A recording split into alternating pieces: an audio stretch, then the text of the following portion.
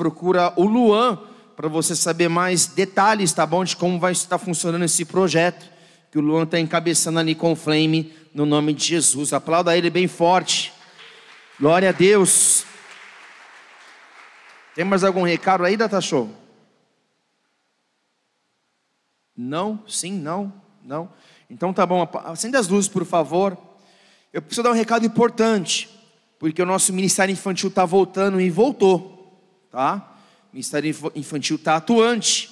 Só que você que é pai, você que está com teu filho, se você ainda desejar permanecer com teu filho do ambiente de culto, a responsabilidade é tua, tá bom? Aliás, é muito importante que você tenha em mente, repito, você pode escolher deixar teu filho em casa com alguém, você pode escolher trazer teu filho para o culto, ou se você permitir, aliás, tem um termo de compromisso que você, pai, precisa assinar esse termo, tá bom? Que você isenta a igreja da responsabilidade com qualquer tipo de coisa que aconteça no Ministério Infantil, inclusive o Covid, porque a escolha é tua, mas, porém, o Ministério Infantil está funcionando, tá bom? A gente está reiniciando o Ministério Infantil. Crianças de 5 a 11 anos, o prédio aqui de baixo, tá bom? De 1 a 4 anos, floquinhos, tá bom? Que é aqui no fundo. E o berçário funciona de forma normal, você que é mamãe precisa amamentar. Então é importante que você tenha isso em mente, tá ok? Se você quiser permanecer com teu filho no ambiente do culto, desde que ele não atrapalhe o culto, desde que ele esteja com máscara, sentadinho, bonitinho, não tem problema algum. Se você deixar teu filho com alguém em casa para você poder pegar culto, é até o melhor. Mas o Ministério Infantil está voltando a funcionar. Por quê? Porque é vida que segue, né? A escola está voltando a funcionar, escola pública, escola particular, e a vida vai seguir no rumo em nome de Jesus. Amém? Glória a Deus. Um outro recado importante. Nós sabemos que das 11 horas da noite até 5 horas da manhã, a partir da manhã, o nosso governador decretou lockdown. Se você não está antenado em notícias, procura se informar. Das 11 horas da noite às 5 da manhã, lockdown. Então presta muita atenção. Ministério de intercessão, Ministério de louvor, amanhã conosco 8 horas da noite. Você que é do Ministério de louvor, você já está sabendo que amanhã seria 10 horas da noite, o nosso tempo com o Ministério de intercessão. Então Ministério de louvor, todo o Ministério de louvor, amanhã 8 horas e vai até 11 da noite. Encerra uns 15 minutos antes. Daniel, avisa teu grupo, amanhã 8 horas da noite. Até quando vai essa lockdown? Vai até dia 14 do mês que vem. Então até o dia 14 do mês que vem, tem algumas alterações dentro do Ministério de intercessão, principalmente, tá? Só vai pegar o Ministério de intercessão, porque o Ministério de intercessão funciona às 10 horas da noite aqui na igreja. Então amanhã, louvor, repito, e intercessão, 8 horas da noite aqui na igreja, e é convocação, não pode ninguém faltar, a não ser estou trabalhando, beleza. Tem compromisso? Você que é do louvor, desmarca teu compromisso e vem no teu compromisso aqui conosco. Ministério de intercessão, mesma coisa, galera, mesma coisa, é 8 horas aqui conosco. O Daniel Carini vai estar aqui na igreja esperando você, sem atraso, amém? Amém? Amém? Firmeza? Então tá bom, glória a Deus. Momento de dízimos e ofertas, tá bom? A gente vai ter um tempo de dízimos e ofertas. Você preparou o teu dízimo? Preparou a tua oferta? Preparou o teu recurso? Preparou a tua semente? Preparou a tua expressão de adoração? Sai do teu lugar então, vem adorando o Senhor, lembrando que no gasofilaço preto, você traz o teu dízimo e oferta, no prata, a oferta para marmita, e lá no fundo, na máquina de cartão, você passa o teu dinheiro de prática em nome de Jesus, e vem adorando o teu Deus.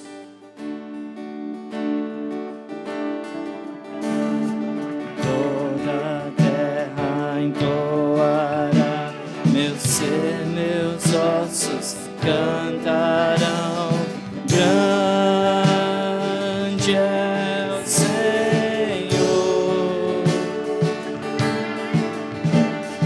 Toda a terra entoará, meu ser, meus ossos cantarão, grande é o Senhor.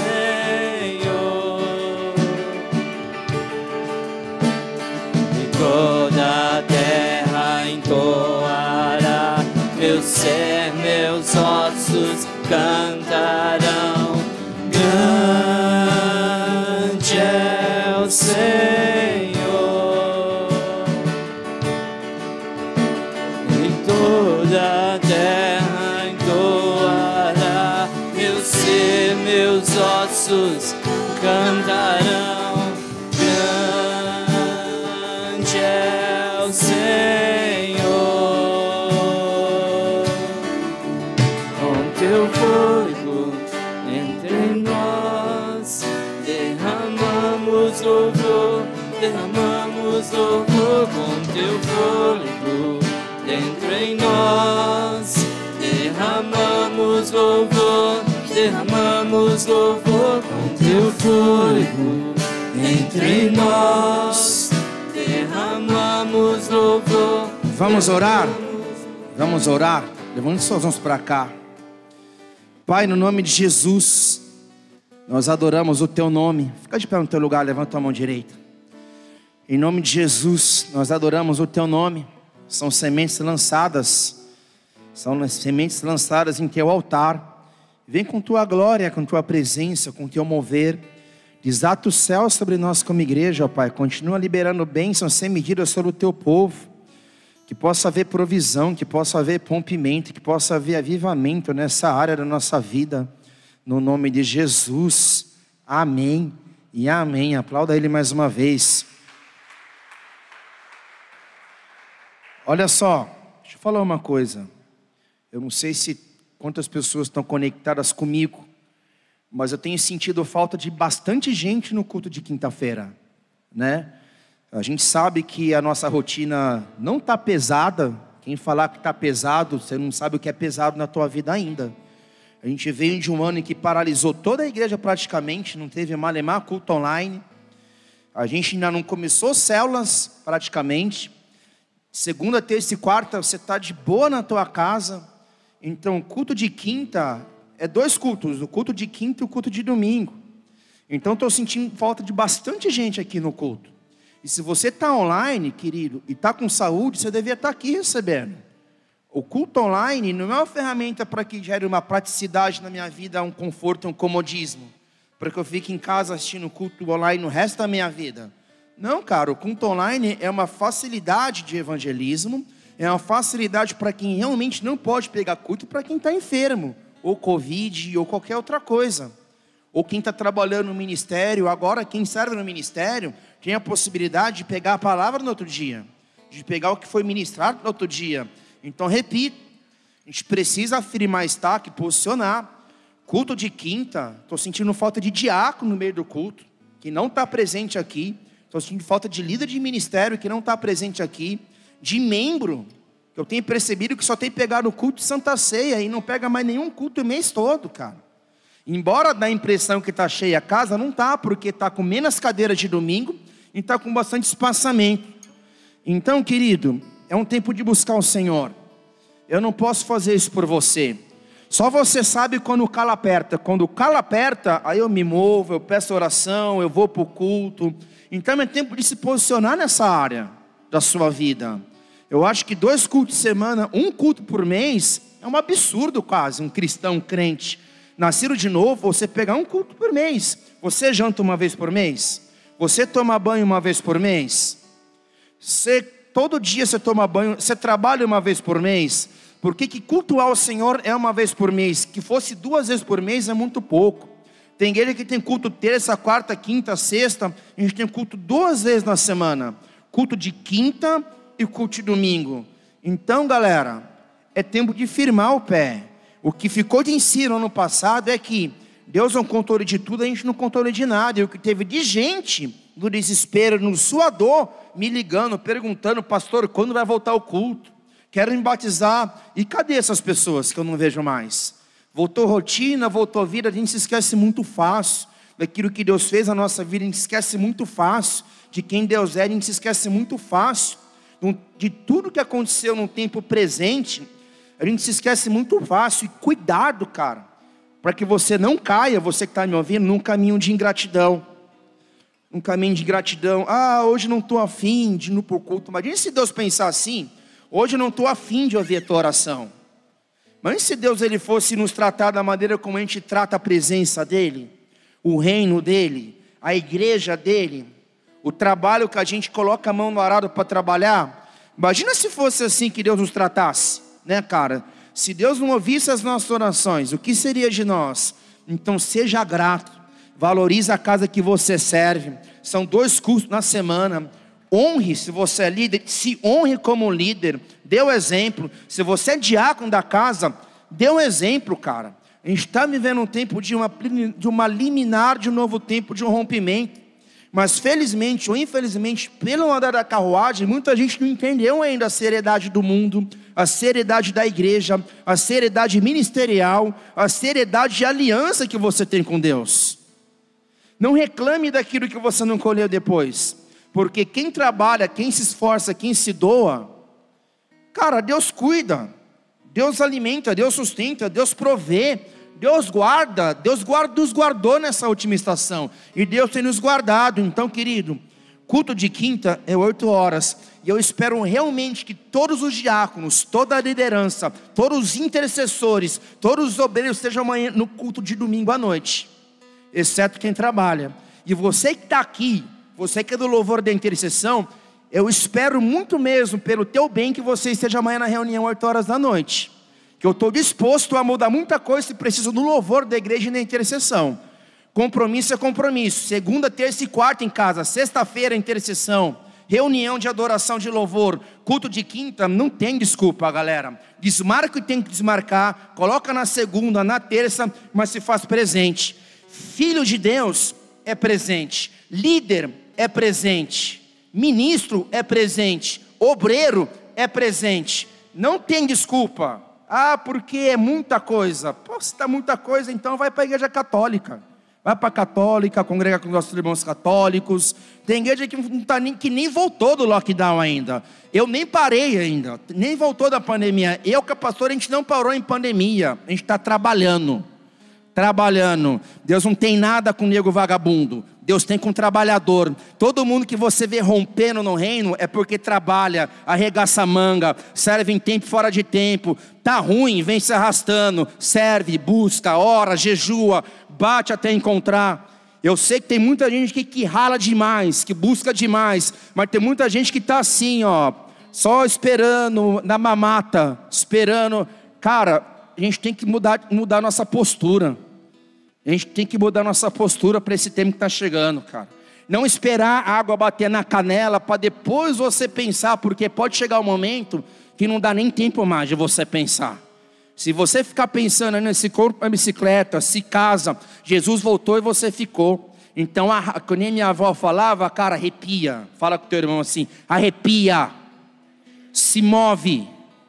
Amém? Amém, igreja? Vamos orar então em nome de Jesus. Pai, nós colocamos em Tua presença essa noite essa palavra. Colocamos a nossa vida em Teu altar. Queremos receber mais um pouco do céu. Queremos receber mais um pouco do alto. Queremos receber, Pai amado, de um maná novo. Queremos receber, Pai amado, daquilo que provém do Teu Espírito Santo. Senhor Jesus, se manifesta em meus louvores o Teu povo. Agora se manifesta com Tua presença e Tua unção por intermédio da palavra. Porque queremos ouvir mais e compreender mais os Teus ensinos em nome de Jesus. Amém? Aplauda Ele mais uma vez.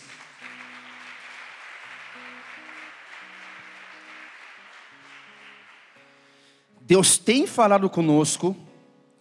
Deus tem falado com essa igreja. Deus tem bradado, na verdade, alguns pontos importantes do reino. Deus tem nos dado ilustrações do Antigo Testamento que se adequam à nossa verdade. Deus usou profetas na semaninha, que na verdade foi uma semanona. Deus falou, Deus ensinou, Deus tem nos buscado e nos apontado um caminho até a nossa terra prometida. Só que, para que se os planos e propósitos de Deus se cumpram na nossa vida e no coletivo, é preciso posicionamento. É preciso que você dê uma resposta àquilo que você ouve desse altar. Por quê? Porque a fé vem pelo ouvir. Se aquilo que você ouve do altar soa como uma mera informação, Nada muda na tua vida, nada muda na tua rotina, nada muda na tua semana, nada dura, passa mês e passa mês, passa ano e passa ano, é o mesmo episódio, é o mesmo canal de labuta, é o mesmo personagem do Chaves. Lembra do Chaves? Do Kiko? Toda hora o Kiko estava, qualquer coisa o Kiko estava chorão. Lembra do Chaves? Tudo eu, tudo eu, tudo eu, tudo eu, tudo eu. Lembra de Seu Madrigo que jogava o chapeuzinho? Gentalha, quem que falava gentalha? Era o Kiko? Não sei, era o Seu Madruga? Cadê os universitários do Chaves? Não está aqui? Hã? Seu Madruga jogava o chapeuzinho. Enfim, a vida, ela não é uma comédia, embora ela tenha romance, tenha comédia, tenha entretenimento. Nós estamos vivendo um grande cenário teatral da existência. Só que a vida a ser vivida, muitas vezes ela é cruel, é desafiadora. Há obstáculos a cada momento de transição. Há obstáculos a cada momento de rompimento. Há obstáculos a serem transladados ou atravessados ou não sei como que é o nome, circuncidados a cada momento da nossa existência. E quer um exemplo disso? Isso se aplica à nossa vida real e se aplica a essa igreja. E eu continuo então a mensagem de domingo, porque a mensagem de domingo o tema foi derrubando gigantes. E a mensagem de hoje o tema é derrubando gigantes, parte 2. Então abre lá em Êxodo capítulo 14, versículo 15. Livro de Êxodo, capítulo 14, versículo 15. Nós vamos dar andamento à mensagem, porque eu creio que quando o Espírito Santo quer falar a mesma coisa, ele continua falando a mesma coisa até que você entenda, e até que você aplique na tua vida, até que você dê uma resposta e você mude de direção, ou você rompa com a circunstância, e você tome posicionamentos que só você pode tomar por você e pela tua família. Êxodo 14, versículo 15. O texto diz: então o Senhor indagou a Moisés: por que clamas por mim? Diz aos filhos de Israel que marchem avante. E tu levanta o teu cajado, estende a mão sobre o mar e divide-o, para que os filhos de Israel atravessem o mar caminhando sobre o chão seco. O cenário de cinema é esse cenário em que agora os filhos de Israel se veem a um passo para fora do Egito. Se veem a momentos, a minutos e algumas horas para viver a tão sonhada liberdade. Afinal foram 450 anos de escravidão, vivendo dentro da nação mais bélica, mais econômica, mais política que dominava o mundo naqueles dias. A nação que influenciava os Estados Unidos da América era o Egito naquele tempo. E dentro desse Egito, debaixo do jugo e da opressão do Egito, nós vemos Deus levantando um homem. Repete comigo: toda vez que Deus quer libertar um povo, Ele levanta um homem. Então Deus levantou um homem chamado Moisés, um profeta, um líder, alguém que foi criado em toda a ciência do Egito. Alguém que errou e acertou, porque ele errou quando assassinou um conterrâneo seu, hebreu. Ele acertou quando ele fugiu do Egito, porque ele sabia que o seu assassinato criou uma injúria de morte de Faraó e seus poderes contra a vida dele. Então se fugiu para as terras de Midian. E em Midian Moisés permaneceu 40 anos sendo tratado por Deus, 40 anos sendo ensinado por Deus, 40 anos vivendo um cenário que não mudava, que era cuidar de ovelhas, cuidar da família, cuidar dos filhos, viver uma rotina. 40 anos em que ele vivia apenas uma lembrança distante daquele que foi o príncipe do Egito, daquele que foi o chamado libertador do Egito, do homem que sabia quem ele era, porque vivendo fora do Egito, vivendo na terra de Midian, pastoreando ovelhas do seu sogro, que não era nem dele, esse homem sabia da sua chamada, sabia quem ele era. Mas eu quero acreditar que a distância em quem ele era e a quem ele se tornaria era abismal, porque é assim que Deus faz. Deus ele chama aqueles que não são para confundir os que são. Deus ele chama de dentro de você a existência aquilo que não existe. Porque quando você acha que é, quando você acha que faz, quando você pensa que você consegue realizar na força do teu braço, no teu talento, nos teus dons, no teu dinheiro, e se você tem uma chamada e você orou, Deus responde a tua própria oração, e a tua própria oração que diz: Deus, usa a minha vida como instrumento das tuas mãos, essa própria oração quebra as tuas pernas. Então Deus quebrou no bom sentido as pernas de Moisés, não de forma literal, mas ele caiu do cavalo. E depois que Moisés já estava fora de si mesmo, fora da sua força natural, longe do Egito, desconstruído em quem ele era, Deus começa a usá-lo, Deus começa a capacitá-lo, Deus começa a instruí-lo. Há uma sarça pegando fogo no monte. Dessa sarça veio uma voz, veio uma chamada, veio uma recolocação de Moisés no mercado do chamado do reino de Deus. Moisés é enviado novamente para o Egito. Só que aí tem a diferença. Quando Deus te envia e Deus dá o respaldo, Deus se responsabiliza. Mas quando você se auto-envia, quando você escolhe por você mesmo, quando você vive os teus planos dessa terra, se prepare para a falência. Se prepare para a falência. Se prepare para cair, se prepare para não progredir, se prepare para não prosperar. Moisés, agora respaldado pelo céu, se move com superpoderes. Como assim, pastor, superpoderes? Foram 10 sinais que marcaram o ministério de Moisés. Nós sabemos que são 10 pragas, mas Deus ele chama as suas pragas do Egito de sinais. São 10 sinais e prodígios que seguem a chamada de Moisés. São 10 sinais e maravilhas que seguem a chamada de Moisés. Para você ter uma ideia, Moisés um dia colocou a mão no peito. Tirou a mão ficou leprosa. Colocou a mão no peito, a mão ficou sã. Superpoder. Numa outra vez, Moisés pegou o seu cajado, jogou no chão, o seu cajado se transformou numa serpente, que engoliu todas as serpentes que tinham sido transformadas através dos magos, que eram madeira e tinham sido transformadas através das artes mágicas pelos magos do Egito. Uma outra vez Moisés invocou e veio sangue no Nilo. Depois ele clamou e veio rãs invadir o Nilo. Depois ele orou de novo e se fez escuridão em toda a nação do Egito. Depois ele orou de novo e depois um anjo da morte passou pelo Egito matando todos os primogênitos. Você já conhece a história. Então eu entendo que toda vez que de forma legítima Deus nos comissiona a realizar algo nessa terra, Ele nos sustenta, Ele nos provê, Ele nos dá o recurso do céu e o recurso da terra para que possamos realizar a vontade dEle nessa terra. Se é de Deus a conta, Ele paga, mas se você que fez a conta, é você que paga. Se é de Deus a conta, Ele paga, mas se é tua conta, é você que paga.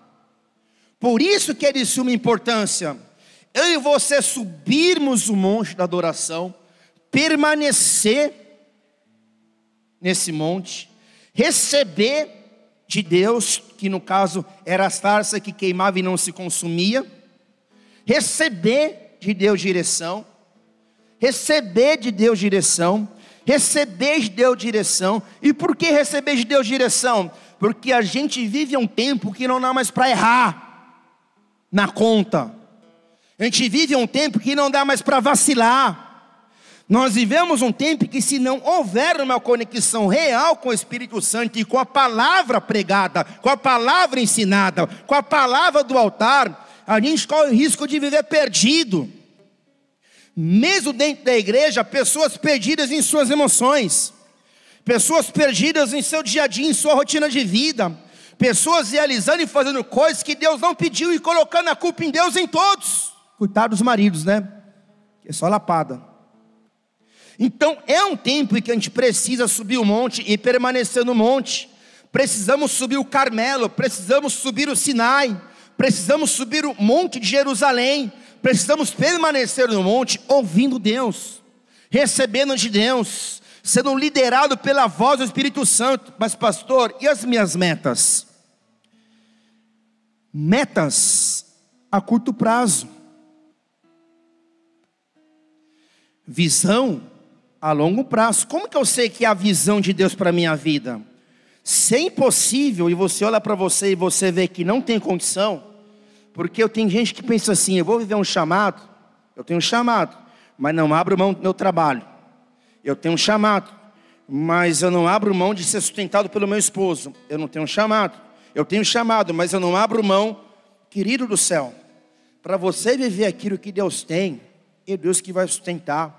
É Deus que dá as ordens, é Deus que fala, é Deus que dirige, é sim, sim, não, não. Você é apenas o vaso que obedece, porque enquanto você não se tornar um vaso maleável na presença de Deus, quanto mais eu sou resistente àquilo que Deus faz, àquilo que Deus direciona, quanto mais eu resisto à voz de Deus, quanto mais eu torço o nariz para a palavra pregada e ensinada, mais é meu caos no deserto, mais em círculo eu vou andar, mais perdido eu vou estar. E triste coisa estar perdido, porque alguém perdido não sabe quem é, não sabe de onde vem, nem para onde vai, vive na rabeira dos outros, vive no chamado dos outros, não consegue discernir os momentos, não consegue discernir as estações, não consegue ter um olhar espiritual, é sempre um olhar natural, carnal, olhando para si mesmo e para a terra. É sempre um olhar natural e carnal, olhando para si mesmo e para a terra. Repete comigo: Deus me chama e me convoca para que eu suba no monte de adoração e permaneça em sua presença. No monte de adoração, no ambiente de adoração, nesse lugar que você tem intimidade com Deus, tem momentos que você ora, que você clama, que você é intencional nas suas intercessões, na sua busca. Tem momento de confrontar o inferno, confrontar o diabo, confrontar a realidade, chamar a existência aquilo que não existe, chamar as promessas de Deus para a tua vida. Mas nesse monte de adoração, tem momentos que você tem que parar de orar e pedir, e começar a agir e a avançar, porque olha o que o texto que fala aqui com Moisés. Eles estão agora de frente do Mar Vermelho, que era a linha imaginária ou espiritual, ou real, porque era literal, mas na cabeça deles era imaginário, porque era aquilo que impedia eles de avançar. Na mente de Deus era espiritual, porque havia ali um impedimento. E no mundo natural era literal, porque realmente havia o Mar Vermelho que só poderia ser cruzado a barco. Eles não tinham barco, porque eram mais de 2 milhões de judeus saindo do Egito. Era um momento de libertação que eles estavam vivendo. Então nesse momento, Moisés ele se vira para Deus, e Deus ele se vira para Moisés, e nos dá um ensino muito importante, porque Deus fala assim: por que clamas por mim? Dize aos filhos de Israel que marchem avante, e tu levanta o teu cajado, estende a mão sobre o mar e divide-o, para que os filhos de Israel atravessem o mar caminhando sobre o chão seco.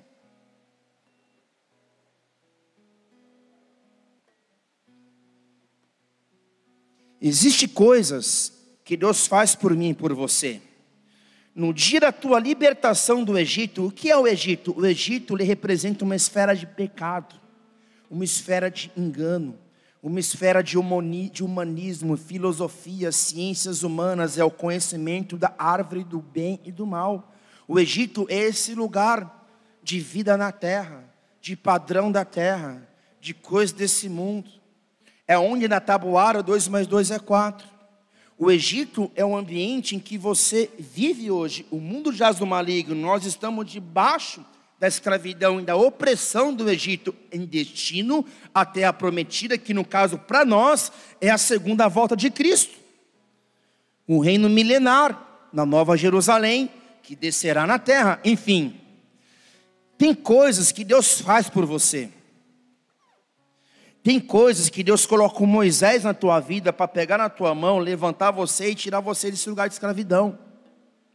Só que chega um momento na tua história, chega um momento da tua caminhada, que Deus não vai fazer nada mais por você. E que não vai ter Moisés para levantar você, direcionar você e orar por você. Não. Chega um momento na vida de todo cristão que você deixa o caminho de libertação, você vive a libertação, mas chega o momento de tomar posse da terra prometida em que você tem que se tornar um conquistador. Depois dessa libertação tremenda, porque eles passaram pelo Mar Vermelho, Moisés levantou o cajado, a mão, o Mar Vermelho se abriu, passaram em terra seca. Depois desse episódio foram 10 dias em que o povo recebeu as leis morais, as leis sacerdotais, as direções dos céus. O povo foi equipado para entrar na terra prometida. E para entrar na terra prometida, quem entraria? Deus? Moisés, sozinho, levantando um cajado, o Mar Vermelho, o povo, uau, Moisés tem superpoderes, nós podemos contar com ele. Uau, o pastor tem superpoderes. Uau, o apóstolo tem superpoderes. Uau, a pastora menina é superpoderosa. Uau. Não. A promessa da terra prometida era para o povo, inclusive Moisés, mas era para todo o povo. Quem teria que conquistar a terra prometida, que manava leite e mel? Quem teria que adentrar a terra prometida, riquíssima, que era a bênção de Deus para eles, que era a promessa dada a Abraão, Isaac e Jacó? Era o povo. Deus preparou o povo, Deus santificou o povo, Deus deu uma promessa que, parafraseadamente falando, diz assim: eu sou com vocês, eu tirei você do Egito, eu levantei o seu Moisés, o seu libertador que vocês tanto clamaram, só que agora, para conquistar a terra, eu já dei a terra para vocês, só que tem inquilino na terra. Tem gente morando na terra, tem poceiro, tem gigante, tem dificuldade. E para que você usufrua dessa terra, você vai ter que usar a autoridade que eu já te dei, porque a autoridade está na visão, a autoridade está na palavra, a autoridade vem na obediência. Vocês vão ter que usar essa autoridade que eu dei a todos vocês e entrar na terra, destronar os gigantes e povoar. Implantar cultura, implantar meu reino, implantar adoração, porque na antiguidade, toda vez que um povo dominava outro povo, a primeira coisa que mudava era a adoração, porque a adoração está totalmente conectada com cultura. O Deus que rege uma nação determina a cultura e determina o estilo de vida do povo. Então a ordem de Deus era, parafraseadamente na minha linguagem marcelino: entra na terra prometida, bagaça todo mundo, mata todo mundo, acaba com todo mundo, não deixa sobrar uma unha lá. Entra em Jericó, rebenta a boca do balão. Só que nós já conhecemos a história. A primeira geração, que é essa geração que viveu dentro do Egito, que viu sinais, que viu Moisés levantar o cajado, e o mar se abriu, e o povo passou em seco. Ele usou a autoridade que estava sobre ele.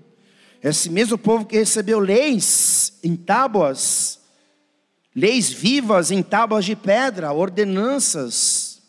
Esse mesmo povo que via no deserto o espetáculo no tabernáculo, porque havia uma nuvem que se movia durante o dia e à noite uma coluna de fogo. Esse mesmo povo que saboreou do sustento diário do maná. Esse mesmo povo que dançou no deserto após passar em terra seca e meio ao Mar Vermelho que se abriu. Esse mesmo povo, que foi a mensagem de domingo, eles mesmo tendo a promessa, eles mesmo sendo filho de Israel, eles sabiam que eles tinham vivido no Egito e por isso eles tinham clamado para sair do Egito. Esse mesmo povo que de forma incoerente, porque como que eu clamo a Deus por uma libertação e depois que eu sou liberto eu não quero fazer nada mais com essa tal liberdade? Deus liberta um povo para que esse povo avance. Existe um momento da libertação, mas existe um momento de se tornar conquistador. Existe um momento na sua vida que você passa por cura e por libertação. Só que cura e libertação, uma libertação eterna, não é o teu lugar. Principalmente o mesmo pecado, principalmente o mesmo sintoma de caráter, principalmente a mesma coisa que ronda a tua mente, tuas emoções. Eu entendo que é um processo de libertação, mas a cada rompimento de liberdade se começa um novo tempo. E nesse novo tempo tem uma terra prometida. E para conquistar a terra prometida, Deus fala assim: eu te dei a terra, mas quem conquista é você. Eu sou com você, mas quem vai lutar é você. Quem vai trabalhar é você. Quem vai orar é você. Quem vai jejuar é você. Quem vai dormir pouco é você. Quem vai se esforçar é você. Quem vai tirar gigante da terra é você. Então, querido, esse é o tempo. Existem gigantes emocionais, gigantes internos, e posso falar? Os gigantes internos nos impedem muito mais de avançar como igreja que os gigantes externos. Os gigantes internos de um povo que se via como gafanhoto, lembra da história? Eram 8 espias, juntamente com Josué e Caleb. Josué e Caleb faziam parte do mesmo povo. Foram criados ali no meio das mesmas famílias. Ouviram as mesmas histórias, viram os mesmos milagres. Era o mesmo Moisés que liderava todo o povo. Só que 8 espias, quando foram sondar a terra prometida, trouxeram uma visão catastrófica dos fatos, pessimista. E esses 8 espias, fala comigo, fala com você, porque o que esses 8 espias tinham eram gigantes dentro deles. Os gigantes que estavam dentro de cada um deles eram muito maiores que os gigantes que eles tinham que derrubar, porque os gigantes que impediam eles eram um gigante chamado incredulidade, medo, desânimo, preguiça e orgulho. Porque o orgulho foi tanto que eles olharam para trás e pensaram: peraí, Moisés não está com nada, porque está cheio de gigante a terra da promessa. Então Moisés mentiu para nós. Moisés não mentiu, porque nem Moisés sabia que tinha gigante. Porque Deus, quando dá a visão, Deus, quando mostra a bênção, quando Deus dá o norte, a gente pensa assim: uau, lua de cristal que me faz sonhar. Não, como assim, cara? A gente viaja na maionese e na manteiga. Quando Deus dá uma promessa para mim e para você, quando Deus fala, vai que eu sou contigo, quando Deus mostra um vislumbre da tua chamada, quando Deus fala que você vai ser missionário na Tailândia ou na Tasmânia, ou seja, a gente vê o fim, mas não vê um momento de transição, que é o caminho no deserto. Para chegar até aquele sonho, aquela visão de ser empresário, médico, doutor, psicólogo, seja lá o que for, para chegar nesse lugar tem um caminho. E é nesse caminho no deserto que eu vou aceitar ou não ser forjado, preparado, lapidado, construído. Então eu vejo que numa nação de 2 milhões, cara, é muito pouco. É incrível porque é a minoria dentro de uma igreja, dentro de uma empresa, dentro de uma nação que pensa positivo. Tem gente no nosso tempo, parece que está torcendo para o Covid matar todo mundo. Está torcendo para a nação virar um caos. Torce contra, é pessimista, cara. É negativo, vê caos em tudo. Vê tragédia em tudo. Vê maldade em tudo. Não é feliz consigo mesmo. Pessoas que são infelizes, elas não eram uma promessa. Pessoas que acordam de manhã em uma infelicidade lascada, não eram uma promessa. Patinam, impede quem está perto de romper também. Porque foi assim com Josué e Caleb. Foi o mesmo ensino, a mesma visão, a mesma provisão no deserto, o mesmo preparo, o mesmo monte que estava fumigando, os mesmos 10 sinais no Egito. Eles viram e ouviram. Eles viram e ouviram sobre o poder e os sinais de Deus. Eles estavam colados em Moisés. Só que mesmo assim, de 2 milhões... eles retrocederam perante as informações, porque Josué e Caleb, eles olhavam a terra da promessa, eles viam o gigante. Peraí, se Deus falou, Deus é comigo. Se Deus falou comigo, eu vou para o pau, vou derrubar eles, vou conquistar. Essa é a mentalidade do dia de hoje de um filho de Deus. Trazendo para a minha vida, para a tua vida, essa deve ser a nossa mentalidade.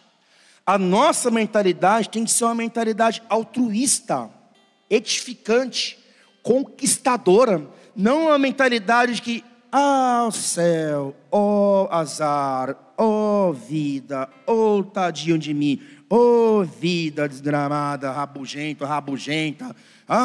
Meu Deus, eu não sei, tô mal, tô zen, tô bom. Querido, a vida está passando, o tempo está passando.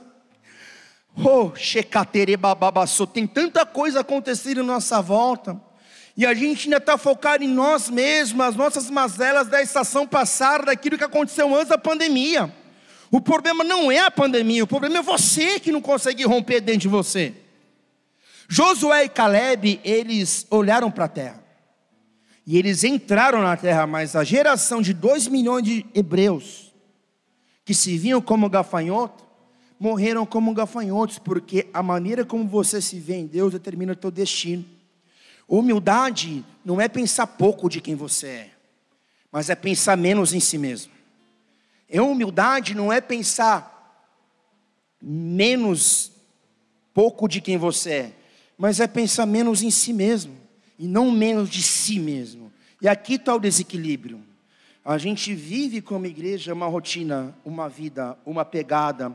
E dentro dessa pegada, como Josué e Caleb, parece que muitas vezes a minoria que entende, pega pela fé e rompe. E não é porque Deus faz acepção de pessoas. Deus, ele faz acepção de fé. E quando eu caminho pela fé, e quando a minha fé é viva, o meu discurso muda. Meu linguajar muda. A minha rotina muda. As minhas palavras mudam, só que mais do que palavras é o nosso comportamento. O meu comportamento, aquilo que eu manifesto de comportamento perante a circunstância contrária, muda. Muitas vezes nosso comportamento tem sido um comportamento de desespero. Mesmo sendo crente de berço, mesmo tendo a Bíblia na mão, mesmo sendo conhecedor da palavra, mesmo sendo um intercessor, mesmo sendo um ministro de louvor, mesmo sendo um evangélico, o nosso comportamento muitas vezes, durante as intempéries da vida, é pior que um incrédulo. Daqui a pouco vem o incrédulo, calma, cara, calma, eu vou lá, eu vou rezar para o São Bentão, para o São João, para o São Latão, vou acender vela aqui para as capas pretas, eles vão te ajudar. Até quando? A pergunta é, até quando a gente vai viver nesse lugar em que toda vez Deus está para desencadear algo novo, Deus está para trazer chuva no deserto, Deus tem um plano, Deus tem um projeto, mas a gente escorrega na mesma banana, casca de banana, é mais ou menos assim. Eu sei que tem uma armadilha aqui, a armadilha está aqui na minha frente. Na verdade, vamos ser sinceros, você sabe que você está fazendo tudo fora da vontade de Deus. Você sabe que você está vacilando com palavras e comportamento. Você sabe que você está em pecado. Você sabe que você está em engano. Você sabe que você não orou essa semana. Vamos ser sinceros com a gente mesmo. Não tem como falar assim, porque olha, eu não sei o que está acontecendo. Você sabe, teu marido sabe, tua esposa sabe. Você só não tem coragem de admitir, então se arrependa. Se arrependa, cara. Se arrependa, povo. Quando há arrependimento não é você chorar todos os litros de água do teu corpo. Meu Deus do céu, que vida. Arrependimento é mudança. Arrependimento fala de você mudar ao modo original que foi pedido lá do Éden, que Deus tem para a tua vida, que é a tua posição de filho. Arrependimento vem depois da cruz. Primeiro eu sou crucificado, e na minha crucificação eu morri para mim. É arrependimento, mudança. Arrependimento é você permitir que a natureza de Deus, do Espírito Santo, e que a natureza do Espírito se manifeste. E quando eu falo natureza do Espírito Santo, eu não estou falando dos superpoderes, dos dons do Espírito. Eu estou falando do fruto, que é o amor. Amor, humildade, longanimidade, paciência, mansidão, domínio próprio, amor. Quando eu caminho no fruto, eu estou cumprindo o mandamento, porque o maior mandamento é o amor. Todas as ordenanças se cumprem um só mandamento, que é o amor. Quando eu caminho em amor, eu não quero que faça comigo aquilo que eu fiz por o meu, ou seja, eu não quero que façam comigo aquilo que eu não quero fazer para alguém. Quando eu caminho em amor, eu não quero que façam o mal para mim.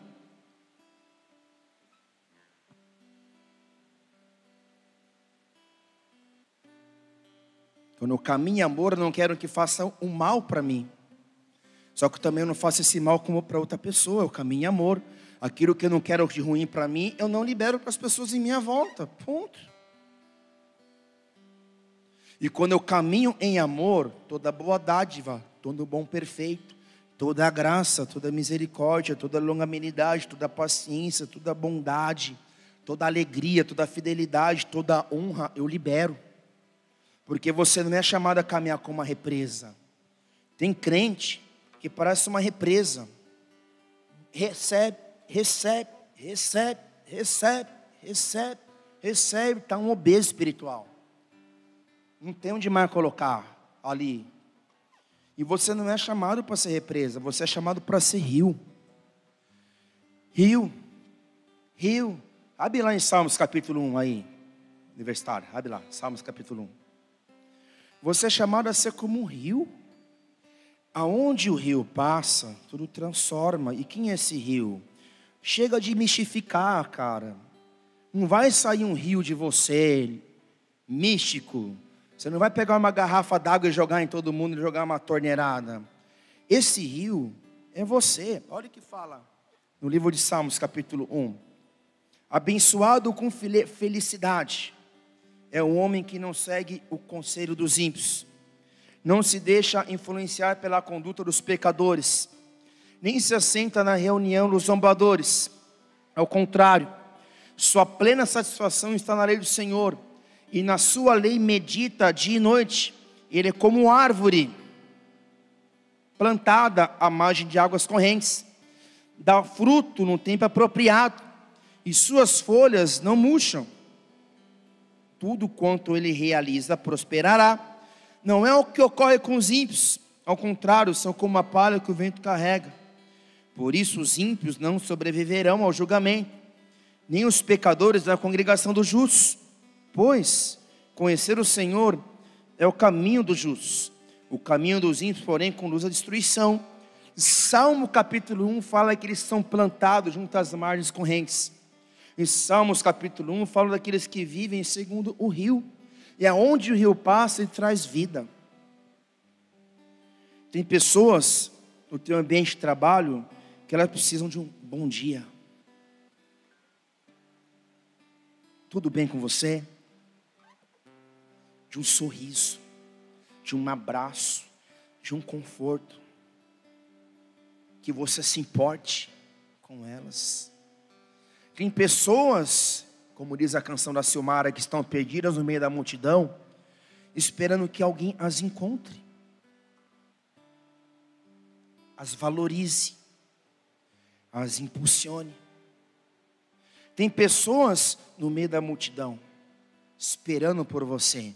Mas o problema é, por que até hoje você está no meio da multidão, sendo que a multidão não é mais o teu lugar, porque você já foi encontrado por Jesus?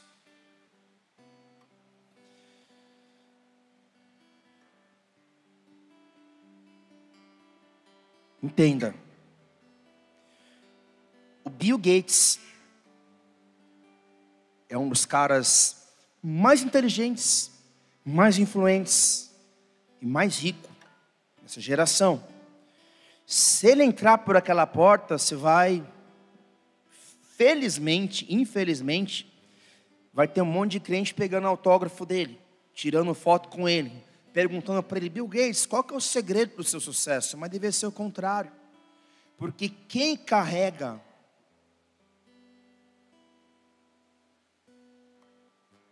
o Espírito é você.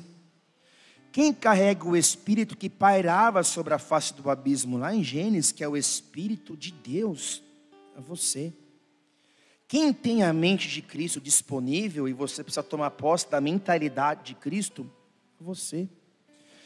Quem tem o entendimento do reino espiritual em toda a sua verdade e revelação, muito mais que um pai de santo ou que um maçom, é você.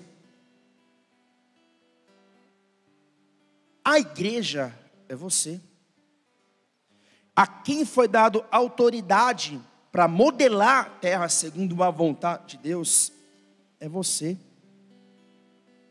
Quem tem a resposta é você. Quem tem a presença que traz direção segurança e provisão é você.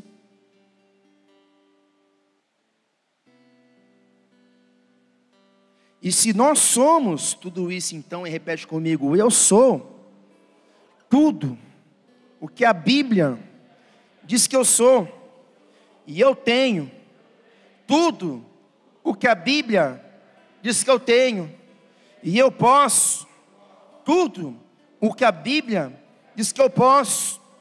Então, se eu estou assentado com Cristo nas regiões celestiais, se eu vivo não dentro de uma guerra com o diabo, mas eu vivo a partir do lugar de vitória, porque a minha guerra com os poderes do inferno não é de igual para igual.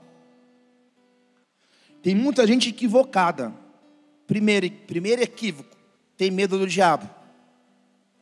Segundo, acha que é uma luta de igual, mas não é, porque a minha guerra travada com o meu inimigo, eu luto a partir de um ponto de vitória que foi a cruz. Eu estou assentado em Cristo nas regiões celestiais, está no livro de Éfeso.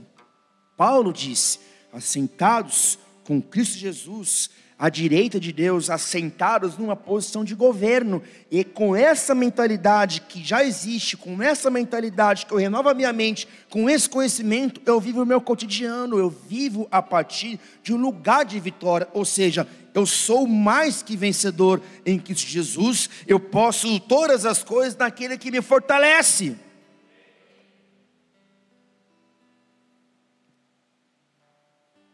Moisés, ele usou a autoridade que estava sobre ele, e por isso o mar vermelho se abriu. Eu sinto te falar que há pessoas aqui que você ainda não aprendeu a usar a tua autoridade. E se eu não sei usar a autoridade que eu tenho como filho de Deus, eu me torno uma presa fácil. Quer um exemplo? Lembra da selva aí? O leão, ele não é o maior animal da floresta. O leão, ele não é o mais forte. Quem é o mais forte? Em tese, o elefante. Quem é o mais rápido? Talvez a zebra.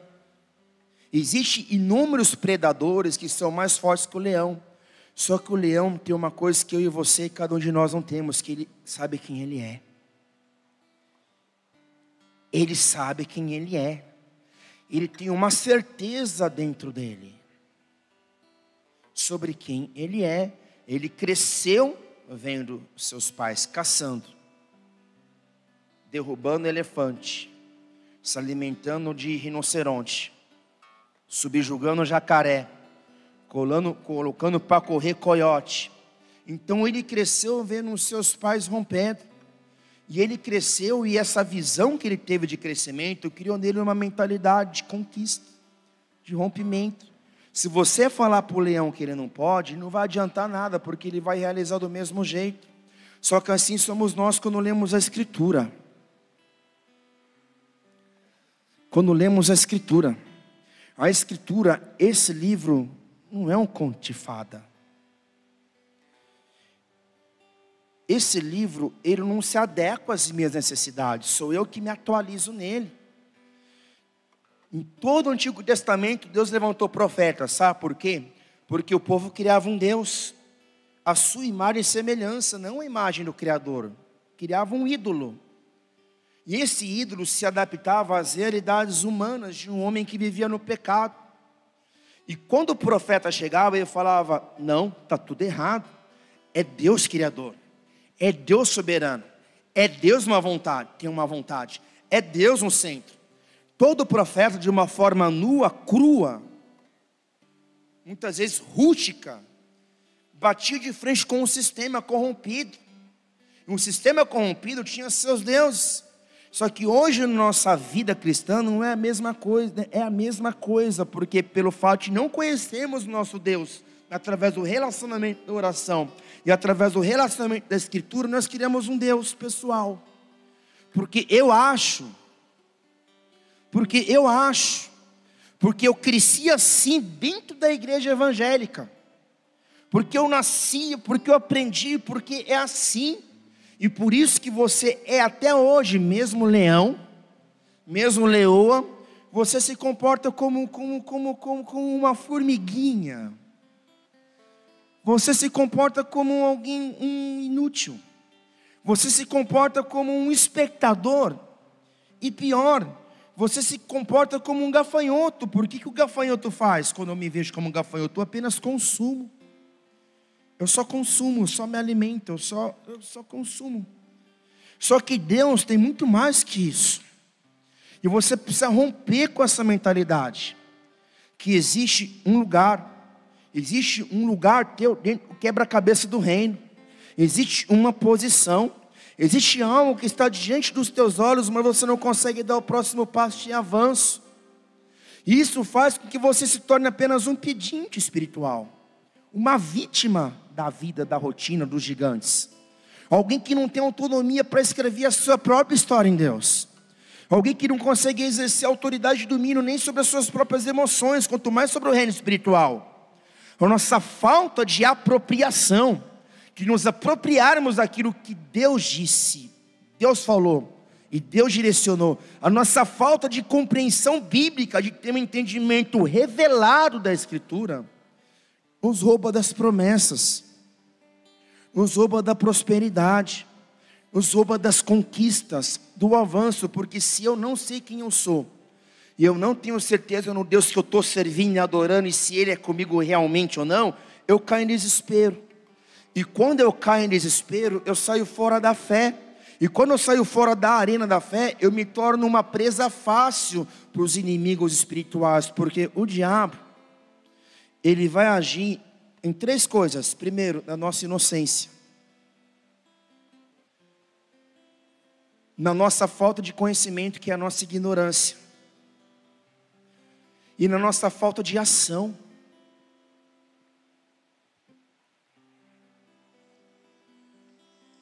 Está passando o culto da sede aqui.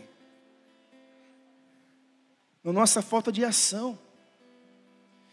Muita gente está passando por tempestade que não foi Deus que criou. Foi você mesmo que criou com as suas escolhas erradas.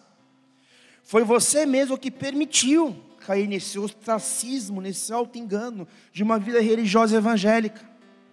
Foi você que mesmo que caiu, talvez numa utopia de um conto de fato, daquilo que Deus não falou com você, e você não tem a humildade de falar: Deus, eu não vou mais lutar dando soco em ponto de faca. A partir de hoje eu vou fazer a tua vontade. Sabe qual que é a vontade de Deus? Em que você faça a vontade daquilo que está escrito na Escritura. O verbo se revelou e se fez carne. E hoje o verbo se manifesta através desse livro.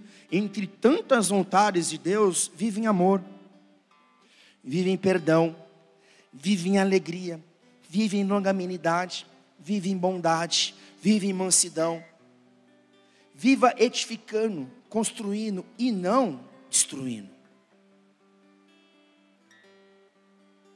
Então repete comigo: 2021 é um ano de rompimento, é um ano de oração, de jejum, de adoração, de decretos e atos proféticos.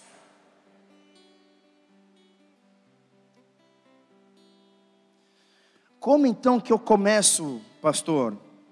Começa hoje chegando na tua casa, dobrando os seus joelhos.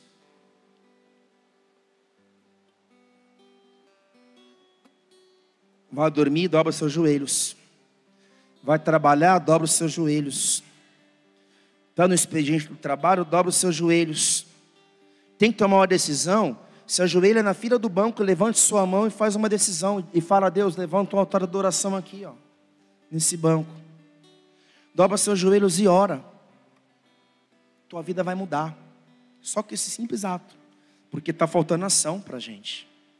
A gente sabe de tudo e não sabe nada, porque não pratica o elementar, que é o princípio bíblico da oração. Quando eu entendo esse relacionamento vivo com Deus, então, eu começo a compreender quem eu sou. Eu começo a compreender a minha identidade, que eu sou filho.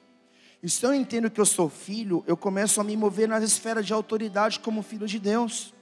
A primeira esfera de autoridade, eu quero ser rápido por causa do horário, é a esfera espiritual, que está relacionada ao mundo espiritual, aos demônios e anjos. quando eu entendo essa minha posição de autoridade, que é fruto de intimidade e obediência à palavra de Deus, de intimidade com o Espírito Santo e obediência à palavra de Deus, eu me movo em autoridade espiritual. Lucas 10:19, atentai, eu vos tenho dado autoridade para pisar serpentes e escorpiões, assim como sobre todo o poder do inimigo, e nada nem ninguém vos fará qualquer mal algum. Autoridade espiritual.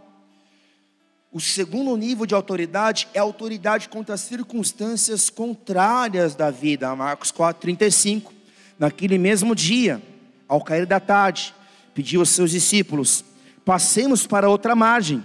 O que Jesus disse? Passemos. O que Deus fala com você? Passemos. Toda vez que eu leio esse texto, eu leio esse texto não em terceira e quarta pessoa. Eu leio a Bíblia como se fosse Deus falando comigo, porque é. Então, quando eu leio esse texto, isso me aviva, porque Jesus disse assim: passemos para outra margem. O que é outra margem? É o outro momento, é a outra estação, é o outro episódio ministerial de Jesus na terra. Então, quando eu olho para mim, eu penso: espera aí, a outra margem é o outro momento, é o outro episódio da vida ministerial que Deus tem para mim. Então eu vou passar, porque Jesus deu uma ordem, eu vou cumprir essa ordem, porque Ele falou, se Ele falou, eu vou ir. Eles então despediram-se da multidão, o levaram no barco, assim como estava, e outros barcos seguiam. E aconteceu que levantou-se um tremendo vendaval, e as grandes ondas se jogavam para dentro do barco, de maneira que este foi se enchendo de água. Então entenda, Deus deu uma diretriz, um decreto, uma direção, falou: vai. Deus falou através de Jesus: vai, que Jesus é Deus. E o próprio Jesus entrou no barco, e ele entrou no barco, ele estava dentro do barco junto com eles, e a tempestade veio. Não é porque você é crente, cristão, batizado nas águas e ora em línguas, você não vai passar por tribulação. O maior engano é se vender uma falsa... Ai, meu Deus, cara, vou te falar a verdade. Se um dia te falaram assim: vem pra cá que seus problemas acabaram, mentiram para você. Posso falar a verdade? Vem pro Bola de Neve Catanduva que seus problemas começaram, não acabaram. Grava aí, hashtag. É verdade. Eles entraram no barco e a tempestade veio. Só que tem um porém, seus problemas começaram, e aonde estava Jesus? Dentro do barco.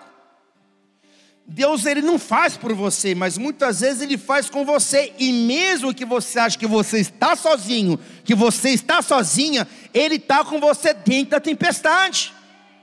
Ele está contigo dentro da tempestade. Ele está contigo no meio do vendaval da vida, da intempéries, da crise econômica, da crise emocional, da guerra espiritual, da guerra financeira. Não importa o tipo de gigante que você está lutando, não importa o nível de batalha que você está trilhando, Deus é contigo no meio da batalha, no meio da guerra, no meio da adversidade, e é no meio da guerra que tem vitória. Jesus estava na popa, dormindo com a cabeça sobre um travesseiro. Os discípulos o despertaram e suplicaram: mestre, não te importas que perecemos? Então Jesus se levantou, repreendeu o vento e ordenou ao mar: aquieta-te, silencia-te. E logo o vento serenou e houve completa bonança. E indagou aos seus discípulos: por que sois covardes? Jesus fez uma pergunta: por que sois covardes? Ainda não tendes fé? Se Jesus chegou para os seus discípulos e falou: por que sois covardes e não tendes fé? Eu chego para cada um aqui como discípulo: por que vocês são bando de covardes e não têm fé? Jesus, Ele se levantou e repreendeu o vento. É mais ou menos assim: se você estivesse se levantado em guerra, em oração, em clamor, em jejum, em adoração, assim como eu me levantei, o vento parou, o vendaval parou, mas em vez de se levantar em fé, em oração, em uma oração intencional, não é uma oração que diz assim: por favor, Senhor vento, se o Senhor quiser, seu diabo, você deixa hoje eu ir para o culto? Tem quase que a pessoa está falando assim: vai, diabo, faz de conta que você não me deixa aí. Eu tenho combinado com você, seu diabo, que eu tenho que falar alguma coisa para o pastor. Eu tenho que falar que eu estou doente, que eu estou mal, que eu estou triste, que eu estou ferido, eu tenho que falar porque não tem escala hoje. Se eu faltar o escala, o pastor manda o ato do meu diabo. Então, seu diabo, a gente tem um lance. Me oprime hoje, que é dia de culto. Me oprime para que eu possa ter. Cara, a gente está fazendo contrato com o demônio. Com o demônio você não conversa, cara. Com o demônio você se levanta e manda embora em nome de Jesus. Tá na ventania, dobra teu joelho onde você estiver, se levanta tua mão e manda embora em nome de Jesus. Mar vermelho, eu profetizo, vai abrir em nome de Jesus. Situação vai se mover em nome de Jesus. Está a curar em nome de Jesus. Está rompendo em nome de Jesus. Em vez de murmurar, reclamar, brigar com teu marido, brigar com a tua esposa, se levanta em profecia, que você vai se ver uma pessoa muito melhor e a circunstância vai se mover em nome de Jesus. Fica de pé no teu lugar. Se levanta então nessa noite em adoração, em oração. Se levanta como Moisés. Por que clama a mim? Diga meu povo que marche. Oh, shekaterebasu kotorobalabasu kekerebabasu katelebanalamasuri banalamalaba.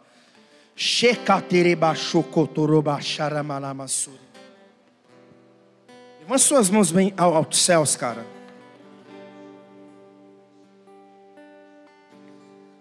Sim, Deus, em nome de Jesus. Quando Josué foi tomar posse da terra, o que Deus falou para Josué? Deus falou assim para Josué: uma geração inteira se perdeu. Josué agora liderando uma nova geração em frente à terra prometida, a mesma terra da promessa. E Deus fala para Josué assim: Deus fala contigo hoje, tão somente ser de fato firme e corajoso, para teres o zelo de agir de acordo com todos os meus mandamentos da Torá, a lei que te ordenou Moisés, meu servo. Não te apartes dela, nem para a direita, nem para a esquerda, para que tenha sucesso em todas as tuas realizações. Que o livro da Torá, a lei, esteja sempre nos teus lábios. Medita nele dia e noite. Está falando para você ficar pensando no problema, do quanto você foi rejeitado pelo teu pai e pela tua mãe, do quanto você é vítima, do quanto, meu Deus, não, está falando aqui, medita no meu livro dia e noite, porque te fará prosperar. Deste modo será vitorioso em todas as tuas empreitadas, e alcançarás bom êxito. Ora, não te ordenei ser forte e corajoso? É uma ordem. Não temas e não te apavores, porquanto o Senhor teu Deus está contigo por onde quer que andes. Ser forte, ser corajoso. Levante suas mãos aos céus. Eu esqueci de passar a música para o louvor, mas aquela música, vamos lá cantar essa música em nome de Jesus. Mais alto, mais perto do monte. Começa a cantar, você que sabe a canção aí. Vamos lá, em nome de Jesus. A gente tem que romper com medo. Me tira o medo, me faz dizer, Moisés, suba em meu lugar, e me faz entender que a tempestade